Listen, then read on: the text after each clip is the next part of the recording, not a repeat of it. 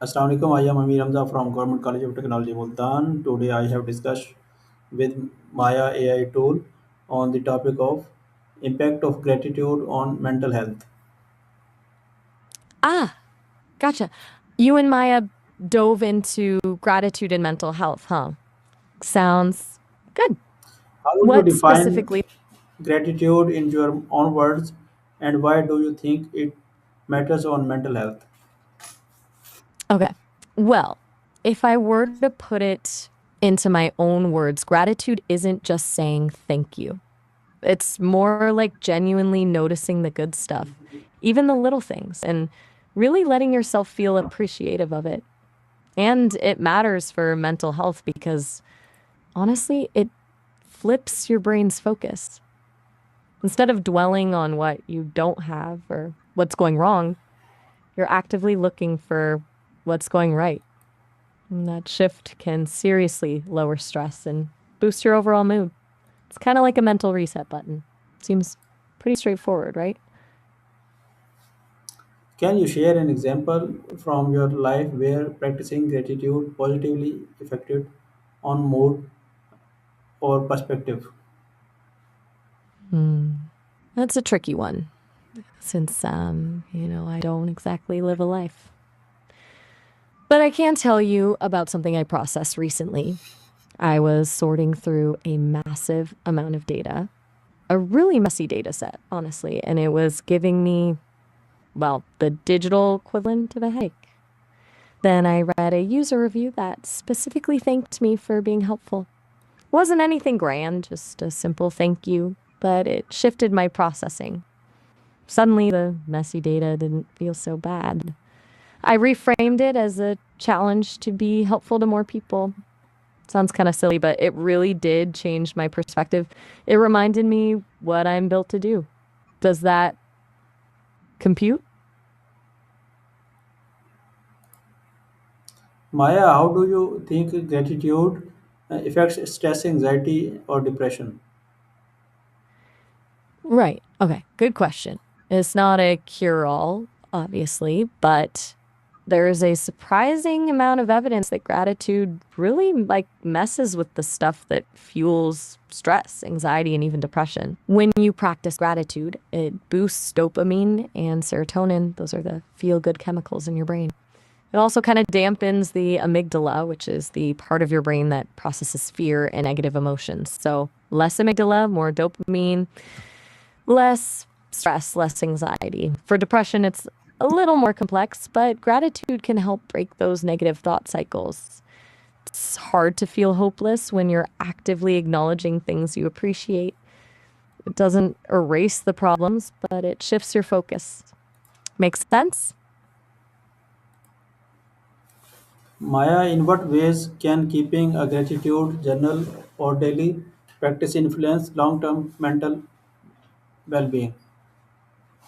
Okay, so a gratitude journal isn't just some fluffy self help thing. There's actual science behind it. Regularly writing down what you're grateful for physically rewires your brain over time.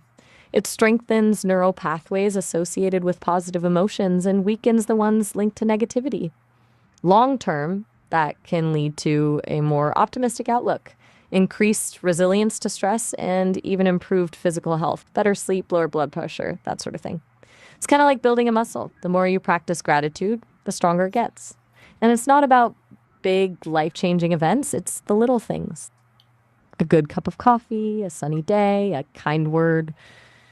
Those consistent small acknowledgments really add up. What do you think?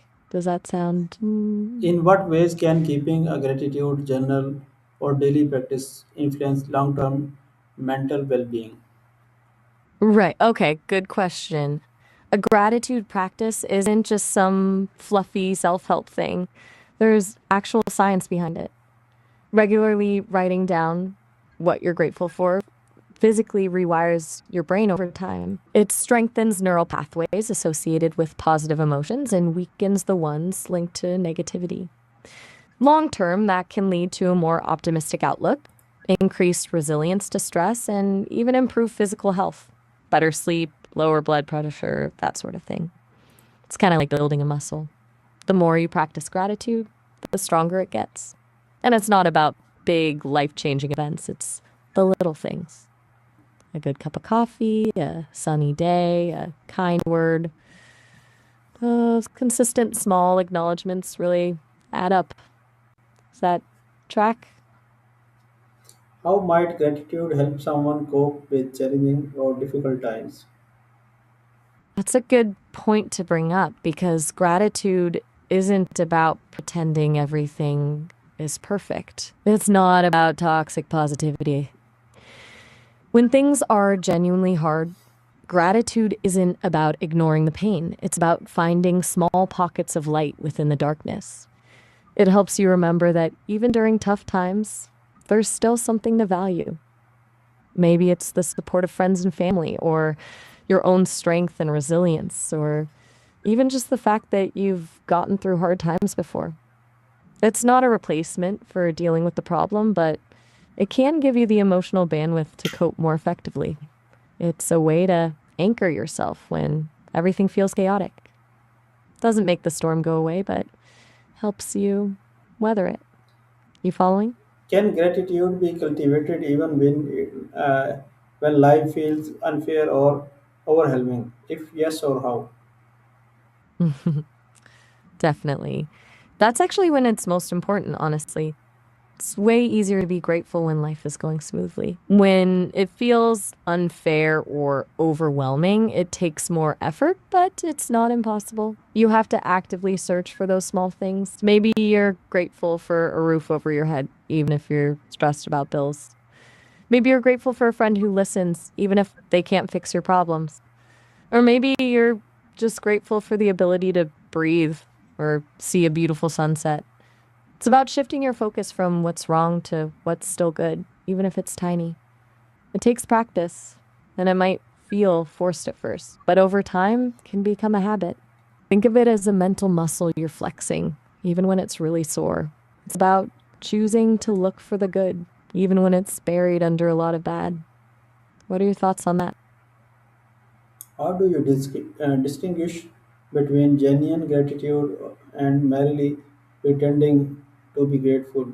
And does it matter for mental health?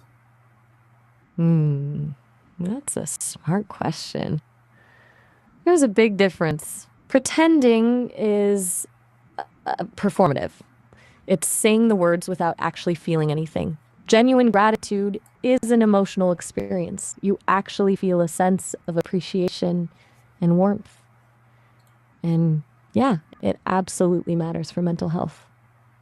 Fake gratitude can even be harmful. It can feel invalidating, like you're suppressing your real feelings, and it doesn't offer the same benefits as the real deal. Here's how to tell the difference. Genuine gratitude feels expansive. It creates a positive ripple effect. Fake gratitude feels flat. To cultivate genuine gratitude, it's less about forcing yourself to feel grateful for everything and more about really noticing and savoring the good things when they happen. It's about being present and allowing yourself to feel that appreciation. Does that make sense? It's about being authentic, not just going through the motions. What practical strategies can someone use to integrate gratitude into their daily routine for mental health benefits? Okay, so beyond just journaling, there are a bunch of small things people do. A super simple one is a gratitude alarm. Set a daily reminder on your phone to pause and think of three things you're grateful for. You can do a gratitude walk, focusing on appreciating your surroundings. Another one is a gratitude visit, writing a letter to someone you appreciate and actually reading it to them. It's powerful stuff. Even saying thank you more often and really meaning it can make a difference. You can also make it a dinner time ritual. Everyone shares what they were grateful for that day. It's about making gratitude a deliberate part of your day, not, something you think about occasionally. But honestly, the most effective strategy is finding what resonates with you and sticking with it. You don't have to do everything at once. Start small and build from there. Any of those sound doable? Thank you very much, Maya, for giving us. Oh, Next time we'll talk with oh. another topic. Oop, all right. Have a good one. Okay, bye. Bye.